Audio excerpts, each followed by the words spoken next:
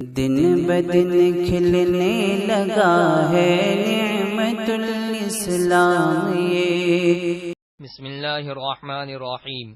صرف 5 منٹ کا مدرسہ قرآن و حدیث کی روشنی میں 84واں دن 24 ربیع الاول۔ نمبر 1، اسلامی تاریخ۔ حضور صلی اللہ علیہ وسلم کی پیدائش کے وقت دنیا پر اثر۔ رسول اللہ صلی اللہ علیہ وسلم کی مبارک پیدائش سے 50 دن پہلے اصحاب فیل کا واقعہ پیش آیا۔ شاہ یمن ابرہہ ہاتھیوں کے ایک بڑے لشکر کو لے کر بیت اللہ شریف کو ڈھانے کے لیے مکہ آیا، مگر اللہ تعالی نے اس پورے لشکر کو تباہ کر کے بیت اللہ کی خود حفاظت فرمائی۔ مورخین کا بیان ہے کہ جس وقت حضور صلی اللہ علیہ وسلم پیدا ہوئے، ٹھیک اسی وقت کسریٰ کے شاہی محل میں سخت زلزلہ آ گیا اور اس کے 14 کنگرے گر گئے۔ اسی طرح فارس کے آتش کدے کی آگ جو برابر 1000 سال سے جل رہی تھی ایک دم سے بجھ گئی۔ گویا اللہ تعالی کی طرف سے ایک طرح کا یہ اعلان تھا کہ اب اس دنیا میں وہ ہستی پیدا ہو چکی ہے جن کی عظمت و بلندی کا چرچا پوری دنیا میں ہوگا، جو کفر و شرک اور گمراہی کو ختم کر کے ایمان و توحید کا بیج بوئے گا اور تمام بری عادتوں کو ختم کر کے لوگوں کو اچھے اخلاق سکھائے گا، اور جو کسی ایک قوم، قبیلہ و خاندان اور ملک کا نہیں بلکہ قیامت تک کے لیے پوری دنیا کا ہادی و پیغمبر ہوگا۔ نمبر 2، حضور صلی اللہ علیہ وسلم کا معجزہ۔ حضرت رفاع رضی اللہ عنہ کی آنکھ کا درست ہونا۔ حضرت رفاع رضی اللہ عنہ فرماتے ہیں، جنگ بدر میں میری آنکھ میں ایک تیر لگا جس کی وجہ سے آنکھ پھوٹ گئی۔ آپ صلی اللہ علیہ وسلم نے اس پر تھوک مبارک لگا دیا اور دعا فرمائی، اس کے بعد ایسا ہو گیا جیسے مجھے کوئی تکلیف ہی نہیں پہنچی۔ نمبر 3، ایک فرض کے بارے میں۔ سب سے پہلے نماز کا حساب ہوگا۔ رسول اللہ صلی اللہ علیہ وسلم نے فرمایا، قیامت میں سب سے پہلے نماز کا حساب لیا جائے گا، اگر وہ اچھی اور پوری نکل آئی تو باقی اعمال بھی پورے اتریں گے، اور اگر وہ خراب ہو گئی تو باقی اعمال بھی خراب نکلیں گے۔ نمبر 4، ایک سنت کے بارے میں۔ اچھی موت کی دعا۔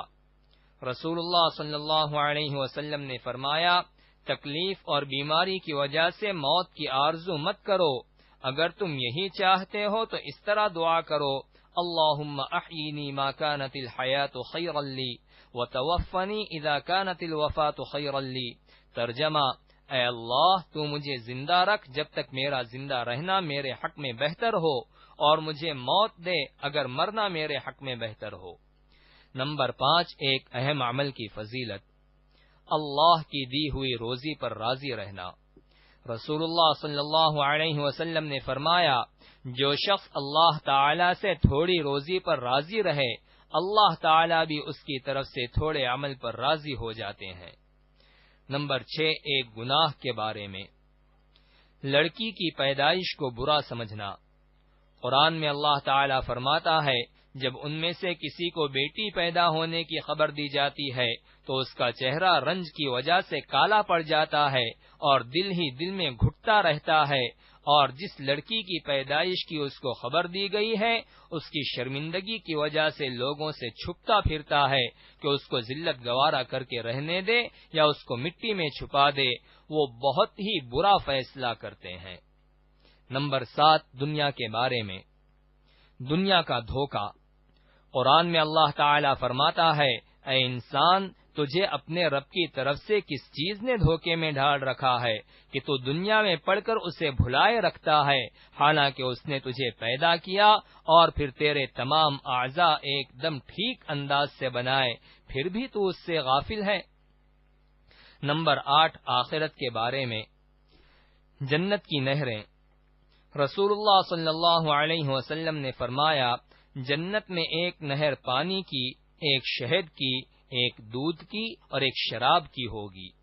نوٹ، جنت کی شراب میں نہ نشہ ہوگا اور نہ اس میں بدبو ہوگی، بلکہ بڑی خوشبودار اور لذیذ ہوگی۔ نمبر 9، طب نبوی سے علاج۔ سب سے عمدہ غذا۔ رسول اللہ صلی اللہ علیہ وسلم نے فرمایا، بہترین غذا موسم کا پہلا پھل ہے۔ نوٹ، یوں تو میوہ اور موسمی پھل صحت کو برقرار رکھنے اور موسمی بیماریوں سے بچنے کا اہم نسخہ ہے، مگر موسم کا پہلا پھل غذا کے اعتبار سے سب سے عمدہ ہوتا ہے۔ نمبر 10، نبی صلی اللہ علیہ وسلم کی نصیحت۔